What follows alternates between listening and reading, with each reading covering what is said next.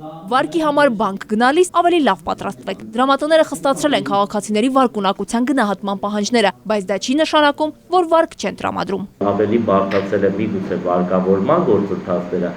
ինչ վերաբերում է վարկավորմանը ընդհանրապես, ապա ես կարող եմ Ամերիաբանկի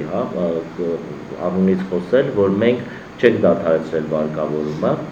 մենք շարունակում ենք եւ այս տարի նաեւ վարկային ներդրումների աճ ենք նախատեսում։ Ամերիաբանկի թոփ մենեջմենթը առաջին անգամ լրագրողներին ներկայացնում է ոչ միայն սեփական բանկի, այլ նաեւ ամբողջ բանկային համակարգի վիճակը։ Նոր ֆորմատով հանդիպմանը նա խոսում են բանկերի ներկայի մասին։ Համակարգը զարգանում է ավելի արագ տեմպով, քան երկրի տնտեսությունը։ Վերջին 3 տարիների ընթացքում վարկեր հնա հարաբերակցությունը 40%-ից աճել է եւ հասել 47.7%-ի։ Սա բացառիկ ցուցանիշ է Արևելյան Եվրոպայի եւ ԱՊՀ որոշ երկրների համեմատ։ Հայաստանում առաջին բանկերը իրար հետ վերքտեղ գրավում են միայն 46%, եւ այդ մրցակցության պայմաններում վարկավորման շեշտակի աճը մենք վարկային ծավալը բանկային համակարգում վարկավորման ծավալները աճել են գրեթե 18-20% տարեկան,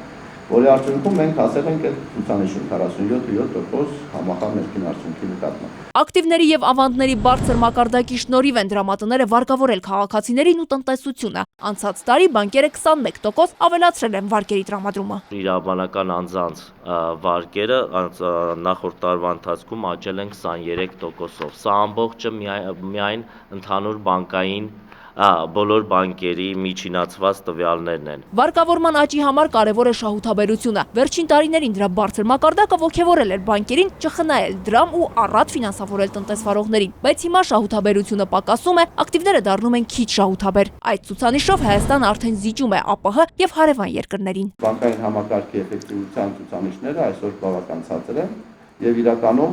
ավելի ցածր են փոքր բանկերի մոտ, քան մեծ բանկերի մոտ։ Ամերիաբանկը համակարգի առաջատար բանկերից է։ 2014-ը ավարտել ու 2015-ը շարունակում է բոլոր ցուցանիշների աճով։ Միայն բանկի զուտ շահույթը գերազանցել է 7 միլիարդ դրամը։ Մեր բանկի շահույթը տարվա ընթացքում աճել է մոտ 18%-ով եւ կազմել է 7.1 միլիարդ դրամ, այն դեպքում եւ ընդհանուր համակարգի շահույթը նվազել է տարվա ընթացքում։ Առաջիկա 2 տարվա ընթացքում դրամատների կյանքում սպասվում են լուրջ փոփոխություններ։ Կենտրոնական բանկի պահանջը կապիտալի մակարդակը ավելացնել մինչև 30 միլիարդ դրամ, դրամատների մի մասին կդրթի միաձուլվել։ Դա ըստ Ամերիաբանկի ղեկավարների կամրապնդի բանկերի կայունությունը, կբարձրացնի բիզնեսի արդյունավետությունը, եւ կզսպի վարկային տոկոսների սպասվող աճը։ Այժմ գործում է 21 դրամատում։ Ապագայում բանկերը կարող են դառնալ 10-12-ը։ Սա ըստ բանկիրների ամենաօպտիմալ թիվն է։ Լիլիթ Ասլանյան, Ավետ Տավյան, ժամը լրատվական։